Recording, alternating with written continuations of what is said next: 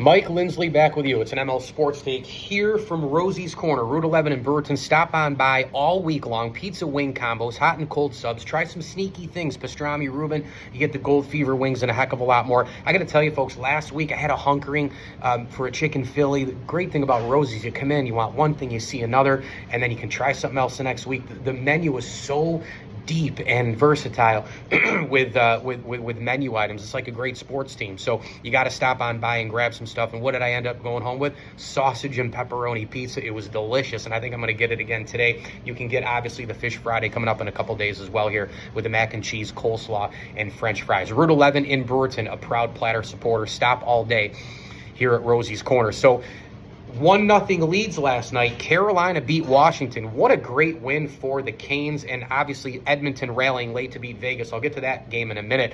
But Carolina, they outshoot Washington 33-14.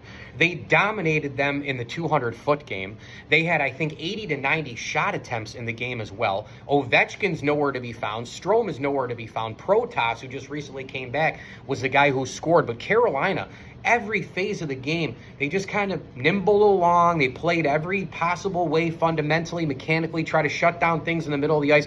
Physicality, they hung in there a little bit. I still think it's Washington's series probably, but maybe now they win it in 7. The goaltending for Carolina, they didn't have to do a lot of work in that department, but still, a lot of times they've had 14 shots in the playoffs before and given up a couple, but none in this, I guess one in this game.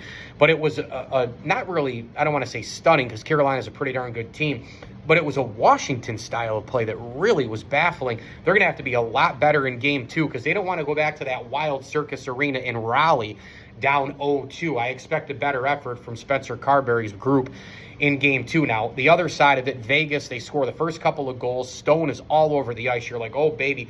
For some reason, Edmonton gets down in these games, 1-0, 2-0, 3. Remember the game against the Kings? They were down 4-0, 4-1, 5-1, and then McDavid had a goal and 3 assists and rallied back, but they still lost 7-5, and then they were down in the next game and really they should have lost that series to the Kings. The Edmonton Oilers really only played one sound start-to-finish game, and that was Game 5 in that series. But they do the Oiler thing, which is McDavid, Draisaitl, the depth that showed in the last series with the Kings in the last 3 games. Guys are all over the place, right? The Connor Browns, the Henriques, those type of players. Zach Hyman has come alive, a guy who just scored 50 goals last year. This is an Edmonton team that when they're down, they can blink.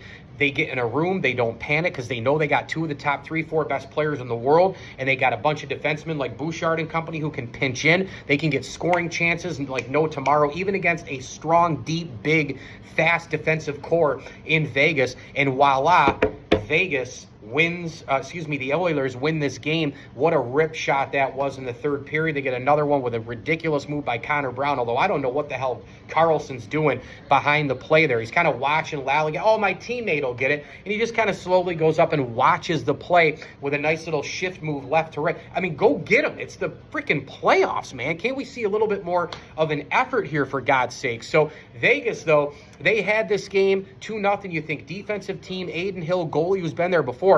And no, the Oilers rally.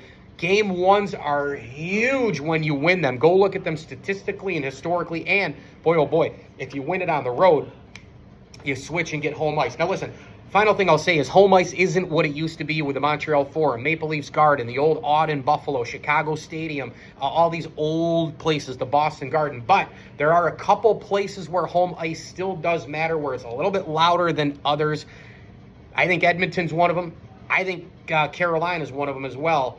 Guess what? Both those teams won last night. Final thing, actually, I will say it's non-playoff related. You got to go to social media, Instagram, Twitter, wherever, and look at the Utah, now Mammoth, video of their unbelievable logo. They're going to call themselves the Mammoth. They had the fan vote on it. And let me tell you, I originally liked Utah Hockey Club. I was all set with it. Some of the names were there. I was like, nah. But then I think, wait a minute, Mammoth, Utah Mammoth.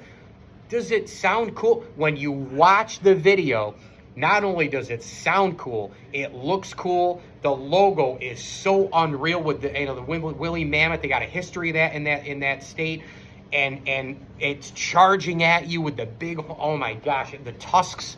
It looks unbelievable. The colors stay. The road Utah white across. with the logos on the shoulders and the home black. It is spectacular with that blue involved as well. Utah Mammoth.